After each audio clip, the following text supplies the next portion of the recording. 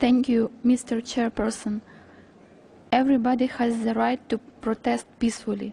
Stating this basic principle today is not stating the obvious. The right to dissent, to disagree, and to publicly express critiques toward a government is at the core of the rights to participate in public life and to peacefully protest. The right to dissent peacefully was recognized by the Human Rights Council in its resolution on human rights defenders. Legitimacy of a government comes through its ability to use a country's democratic tools and to ensure the independence of its judiciary, to abide by the rule of law and not the rule of power, and the respect shown for opposition, civil society, and minorities. Unlike what some believe, the legitimacy is not only the result of an election, even if it was free and fair.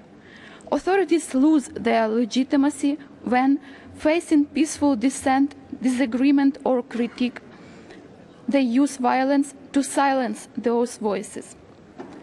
This violence has over and over throughout the world ended in innocent people being killed.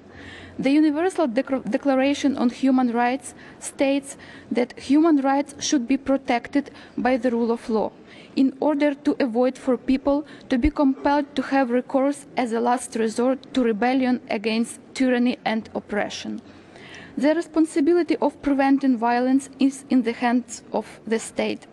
As in my country, the peaceful expression against decisions taken by those in power is only possible when people are heard and respected in the exercise of their rights and their will to participate to decide upon their future.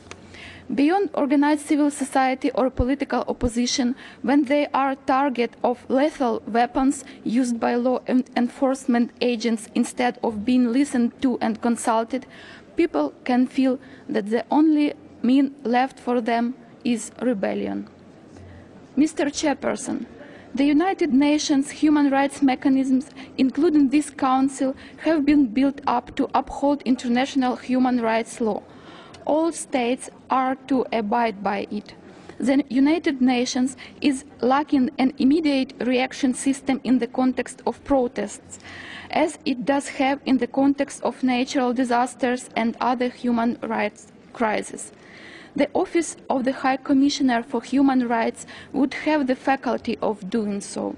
Independent documentation and investigation into human rights violations are indeed essential in the context of protests, both by civil society and international organizations.